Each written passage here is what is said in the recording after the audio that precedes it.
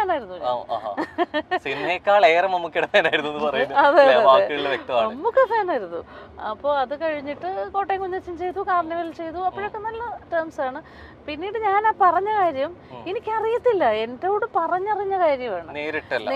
മമ്മൂക്ക എന്നോട് സംസാരിക്കാറില്ലായിരുന്നു. ഒരു നല്ല സ്നേഹമായിരുന്നു കോട്ടയം കുഞ്ഞച്ചന്റെ സമയത്തും കാർണിവലിന്റെ സമയത്തും ഒക്കെ. അത് കഴിഞ്ഞിട്ട് എപ്പോഴും പുള്ളി ഈ ജനറൽ ബോഡി മീറ്റിങ്ങിനൊക്കെയാണ് നമ്മൾ സാധാരണ. പിന്നെ ഒരുപാട് പടങ്ങളൊന്നും അഭിനയിച്ചിട്ടില്ല. അപ്പൊ എവിടെ വെച്ച് കണ്ടു കഴിഞ്ഞാലും നമ്മൾ അങ്ങോട്ട് മമ്മൂക്കയോടുള്ള ഇഷ്ടം കൊണ്ട് അങ്ങോട്ട് ചെന്ന് hi good morning Mammookka, good morning പറയും. അപ്പൊ ഒരു എന്തോ ഒരു അകൽച്ച, ഒരു ഇഷ്ടക്കേട് പോലെ തോന്നിയിട്ടുണ്ട് എനിക്ക്. മറുപടി എന്നുള്ള രീതിയിലേക്ക് അങ്ങനെ വരുന്നില്ല. ഒരു കുശലാന്വേഷണവും പുള്ളി നടത്താറില്ല. സാധാരണ രീതിയിൽ അത്ര മുമ്പ് അഭിനയിച്ച സാധാരണ സംസാരിക്കുന്ന ഒരാളല്ലേ? നന്നായി സംസാരിക്കുന്നു. കോട്ടയം കുഞ്ഞച്ചന്റെ സമയത്തും കാർണിവലിന്റെ സമയത്തും ഒക്കെ നന്നായി. പിന്നെ ആ സമയം കഴിഞ്ഞ പെട്ടെന്ന് തന്നെ എന്റെ ഒരു മാരേജ് ഒക്കെ കഴിഞ്ഞല്ലോ ആ സമയത്ത്. പിന്നെ ഞാൻ കാണുന്നത് പുള്ളിയെ ഞങ്ങൾ രണ്ടുപേരും കൂടെ അമരത്തിന്റെ ലൊക്കേഷനിൽ ആലപ്പുഴയിൽ, ഞാനും സുരേഷ് കല്യാണം കഴിഞ്ഞ സമയത്ത് തന്നെ. അപ്പോൾ പുള്ളി എന്താണ് രണ്ടുപേരും കൂടെ അത്ര മാത്രമേ സംസാരിച്ചിട്ടുള്ളൂ. പിന്നെ കൂടുതലൊന്നും പുള്ളി സംസാരിക്കുന്നുണ്ട്. അല്ല, അതൊന്നും എനിക്ക് തോന്നിയില്ല, അന്നൊന്നും തോന്നിയില്ല. പിന്നെ അപ്പോൾ അത് കഴിഞ്ഞ് ഞാനത് ആ ഇന്റർവ്യൂവിൽ വ്യക്തമായിട്ട് പറഞ്ഞിട്ടുണ്ടായിരുന്നു. ഈ വിവാഹത്തിന്റെ സമയത്ത് തന്നെ എൻ്റെ ഫാദറും അദ്ദേഹത്തിന്റെ സുരേഷ് ചേട്ടന്റെ അമ്മയും അച്ഛനും ഒക്കെ മമ്മൂക്ക എടുത്ത് എന്ന് പറഞ്ഞിരുന്നു. എങ്ങനെയെങ്കിലും ഞങ്ങൾ ഇതിൽ നിന്ന് പിന്തിരിപ്പിക്കണമെന്ന് പറഞ്ഞിരുന്നു. അപ്പോൾ എൻ്റെ വാപ്പി പറഞ്ഞപ്പോൾ ഞാൻ സംസാരിക്കാമെന്ന് പറഞ്ഞു. അദ്ദേഹത്തിനോട് സംസാരിക്കാനും പറ്റി. തിരുവനന്തപുരത്ത് തന്നെ ആയതുകൊണ്ട് പെട്ടെന്ന് ഏതോ പടത്തിന്റെ ഷൂട്ടാണ്. വാപ്പി തിരുവനന്തപുരത്ത് പോയാ കേട്ടോ പറഞ്ഞത് പുള്ളിയോട്. അപ്പോൾ എന്നോട് സംസാരിക്കാനും പറ്റിയില്ല. പക്ഷെ അതൊക്കെ കൊണ്ടാണെന്നൊന്നും എനിക്ക് അറിയത്തില്ല സത്യത്തിൽ. എപ്പോഴെങ്കിലും പക്ഷെ ഇങ്ങനെ അങ്ങനെ ഒന്നും ഉണ്ടെങ്കിൽ ഏറ്റവും നല്ലത് ശരിക്കും മമ്മൂക്കയോട് തുറന്ന് സംസാരിക്കുന്നതായിരുന്നല്ലേ? അങ്ങനെ നമ്മൾ കാണുന്നില്ലല്ലോ, ഞങ്ങൾ സിനിമകളും ചെയ്യുന്നില്ല. പിന്നീട് ഒറ്റ സിനിമ പോലും ഞങ്ങൾ ചെയ്തിട്ടില്ല.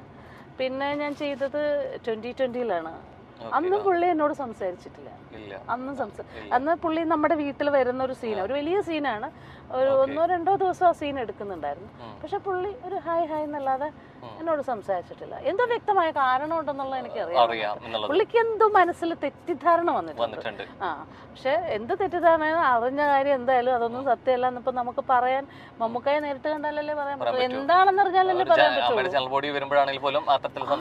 പറ്റൂല.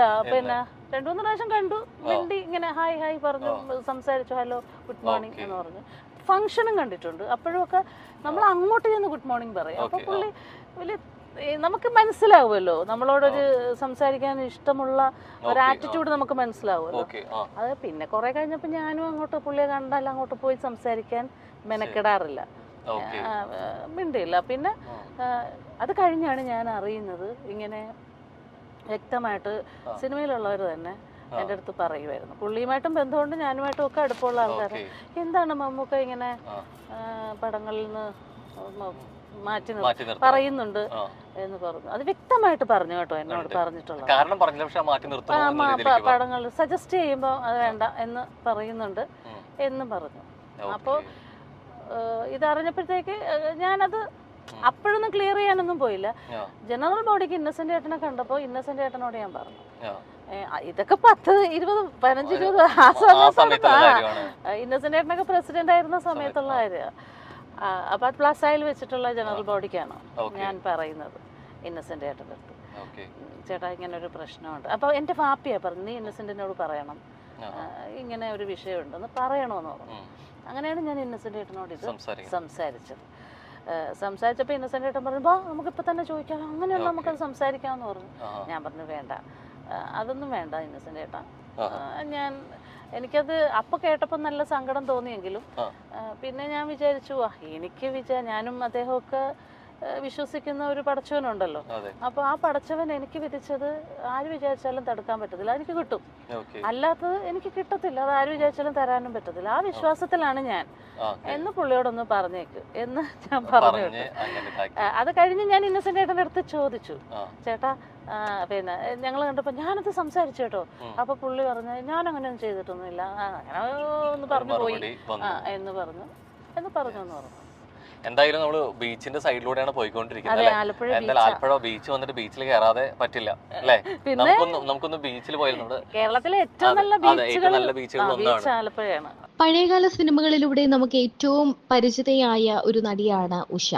പഴയകാല സിനിമകളിലെല്ലാം തന്നെ സഹോദരിയായും അമ്മ കഥാപാത്രങ്ങളായും ചേച്ചിയായും അനിയത്തിയായും ഒക്കെ നിറഞ്ഞു നിന്ന നടി തന്നെയാണ് ഉഷ. ക്യാരക്ടർ റോളുകൾ ചെയ്ത നടിയെ നമ്മൾ ഒരിക്കലും മറക്കില്ല. ഇപ്പോൾ ഒരുപാട് മാറി. സിനിമയിൽ ഒരു വലിയ ഒരു സമയത്ത് നിന്ന നടി പിന്നീട് സിനിമയിൽ നിന്നും അകന്നു നിന്നിരുന്നു. പിന്നീട് കുറെ തുറന്നു പറച്ചിലുകളുമായിട്ടാണ് ഉഷ നമുക്ക് മുന്നിലേക്ക് എത്തിയത്. നടൻ മെഗാസ്റ്റാർ മമ്മൂട്ടിയെക്കുറിച്ചും മോഹൻലാലിനെ കുറിച്ചും എല്ലാം നടി തുറന്നു പറഞ്ഞുകൊണ്ട് രംഗത്തെത്തിയിട്ടുണ്ട്. മെഗാസ്റ്റാർ മമ്മൂട്ടി തന്റെ അവസരങ്ങൾ ഇല്ലാതാക്കാൻ ശ്രമിച്ചു എന്ന് താൻ അറിഞ്ഞതായി പഴയകാല നടി ഉഷ പറയുന്നു. എന്നോട് ഫിക്സ് ചെയ്ത പടമാണ് നമ്മുടെ ഡയറക്ടർ മാർത്താണ്ഡൻ, ദൈവത്തിന്റെ സ്വന്തം ക്ലീറ്റസ്. അതിനകത്ത് ഒരു കഥാപാത്രം എന്നോട് പറഞ്ഞതനുസരിച്ച് ആ കഥാപാത്രം ഞാനല്ല ചെയ്തത്. അത് കണ്ടപ്പോ എനിക്ക് ഭയങ്കര വിഷമം തോന്നി. ഇല്ല, പറഞ്ഞിട്ടേ ഇല്ല. ഈ പടത്തിന്റെ ഡിസ്കഷൻ നടക്കുമ്പോ തൊട്ട് മാർത്താണ്ഡൻ എന്നോട് പറഞ്ഞിരുന്നു, ചേച്ചി ഈ സംഭവം ചേച്ചിക്ക് ഭയങ്കര ബ്രേക്ക് ആവും എന്നൊക്കെ പറഞ്ഞിരുന്നു. പക്ഷെ അങ്ങനെ പ്രതീക്ഷയിൽ വന്നിട്ട് കിട്ടുന്ന നിരാശ ആ സമയത്ത് ഒരു വിഷമം ഉണ്ടായിരുന്നു. പിന്നെ എനിക്ക് വിധിച്ചിട്ടില്ല എന്ന് വിചാരിക്കും. അതിനെപ്പറ്റി സംസാരിക്കുകയും ചെയ്തില്ല. മാർത്താണ്ഡനോട് ഞാൻ സംസാരിച്ചു.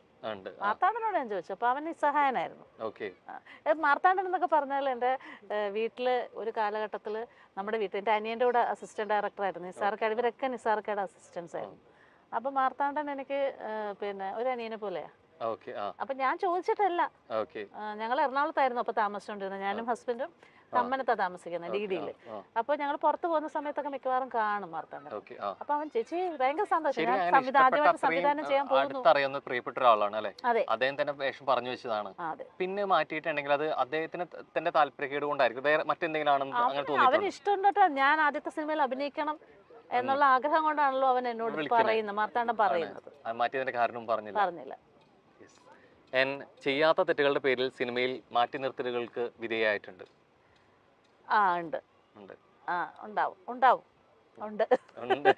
എവിടേക്കോ പറയാൻ വന്നൊരു കാര്യത്തെ കൃത്യമായിട്ട് അതിനെ അതൊക്കെ ഇനി പറഞ്ഞിട്ട് കാര്യമില്ല. വലിയ കഥ വേണ്ട, ചെറുതാക്കി. സത്യത്തിനെതിരെ സത്യത്തിന് വേണ്ടി സംസാരിച്ചതും ന്യായത്തിന് വേണ്ടി സംസാരിച്ചത് കൊണ്ടും എനിക്കെതിരെ ഒരു എപ്പോഴും സത്യം പറയുന്നവർക്ക് ശത്രുക്കൾ കൂടുന്നതാണ്. ഞാനൊരു പോരാട്ടമാണ് നടത്തിയത് ആ സമയത്ത്. ശരിക്കും എവിടെയാ ശരിക്കും അത്തരത്തില് പെട്ടുപോയത്? എവിടെയായിരുന്നു? സിനിമയിൽ തന്നെ എന്തെങ്കിലും സിനിമയുമായി ബന്ധപ്പെട്ട വിഷയമാണോ അതോ വ്യക്തിപരമായിട്ടുള്ള കാര്യങ്ങളാണ്? സിനിമയുമായി സംഘടനാപരമായിട്ടുള്ള ഒരു കാര്യമാണ് ആയിരുന്നു.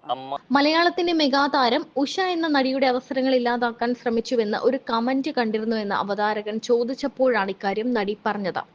ഞാനും ഇത്തരം കമന്റുകൾ വായിച്ചിട്ടുണ്ട്. മമ്മൂക്ക എന്റെ അവസരം ഇല്ലാതാക്കാൻ ശ്രമിച്ചിട്ടുണ്ട് എന്ന്. എനിക്ക് മനസ്സിലായില്ല എന്താണ് അങ്ങനെ പറഞ്ഞതെന്ന്. അങ്ങനെ ചില ചിത്രങ്ങളിൽ നിന്ന് എന്നെ ഒഴിവാക്കിയിട്ടുണ്ടെന്ന് ഞാൻ അറിഞ്ഞിട്ടുണ്ട്. ആദ്യം നല്ല വിഷമം തോന്നി. അന്നത്തെ അമ്മയുടെ പ്രസിഡന്റ് ഇന്നസെന്റ് ചേട്ടനോട് ഞാനത് സൂചിപ്പിച്ചിരുന്നു. അമ്മയുടെ ജനറൽ ബോഡി നടന്ന സമയത്താണ് അത് ഞാൻ സൂചിപ്പിച്ചത്. ഇങ്ങനെയൊരു കാര്യമുണ്ട്, എല്ലാവരും പറയുന്നുവെന്നാണ് ഞാൻ ഇന്നസെന്റ് ചേട്ടനോട് പറഞ്ഞത്. ചേട്ടൻ എന്നോട് മമ്മൂട്ടിയോട് ചോദിക്കാമെന്ന് പറഞ്ഞു. പക്ഷെ ഞാൻ സമ്മതിച്ചില്ല. എനിക്കതിൽ സങ്കടമോ പരാതിയോ ഇല്ലെന്ന് മമ്മൂക്കിയോട് പറയണമെന്ന് അന്ന് ഞാൻ പറഞ്ഞുവെന്ന് ഉഷ പറയുന്നു. ഇപ്പോൾ ഇടതുപക്ഷ പാർട്ടിയിൽ പ്രവർത്തിക്കുന്നുണ്ടെന്നും ഡാൻസ് ക്ലാസ് നടത്തുന്നുണ്ടെന്നും ഉഷ പറയുന്നുണ്ട്. നല്ല അവസരത്തിന് വേണ്ടി കാത്തിരിക്കുകയാണ്. പെപ്പയുടെ പുതിയൊരു ചിത്രത്തിൽ അഭിനയിക്കുന്നുണ്ടെന്നും അന്ന് നടി പറഞ്ഞിരുന്നു. മോഹൻലാലുമായി നല്ല ബന്ധമാണ്. ഈ സീസണിലെ ബിഗ് ബോസിൽ വിളിച്ചിരുന്നു. പക്ഷെ ആ സമയം നല്ല തിരക്കുള്ള സമയമായിരുന്നു. കാരണം ഡാൻസ് സ്കൂളിന്റെ ഓപ്പണിംഗ്, പിന്നെ തെരഞ്ഞെടുപ്പ്, അതിന്റെ തിരക്കിലായതിനാൽ ഞാൻ ആ ഓഫർ വേണ്ട എന്ന് വെച്ചു. പിന്നെ വലിയ താല്പര്യമില്ലായിരുന്നു ആ ഷോയിലേക്ക് പോകാനെന്നും ഉഷ പറയുന്നു. മമ്മൂക്കയെ കുറിച്ചുള്ള ഉഷയുടെ തുറന്നു പറച്ചിലുകൾ ശരിക്കും പറഞ്ഞാൽ എല്ലാവരെയും ഞെട്ടിക്കുന്നതാണ്. കാരണം ഇവരൊക്കെയായി വലിയ അടുപ്പമുള്ള താരമായിരുന്നു മമ്മൂക്ക. ആദ്യമൊക്കെ കാണുമ്പോൾ കുശലാന്വേഷണം പറയുകയും കാര്യങ്ങൾ ചോദിക്കുകയും, ഓരോ താരങ്ങളും മമ്മൂക്കയെ പറ്റി ഇതുവരെയും ഒരു നെഗറ്റീവ് പറഞ്ഞ് നമ്മൾ കേട്ടിട്ടില്ല. എല്ലാവരും മമ്മൂക്കയെ ചെന്ന് കാണുമ്പോൾ മമ്മൂക്ക എല്ലാവരോടും ചിരിച്ചുകൊണ്ട് വിശേഷങ്ങൾ ചോദിക്കും എന്ന് തന്നെയാണ് ഓരോ ഇന്റർവ്യൂവിലും ഓരോ താരങ്ങളും പറയാറുള്ളത്. എന്നാൽ അതൊക്കെ മാറ്റി പറയുകയാണ് ഉഷ. എന്നെങ്കിലും ഈ വിശ്വസിക്കുന്ന പടച്ചോൻ ഉണ്ടെങ്കിൽ എന്നെങ്കിലും ഈ തെറ്റിദ്ധാരണകളൊക്കെ മാറുമെന്നും ഉഷ പറയുന്നുണ്ട്.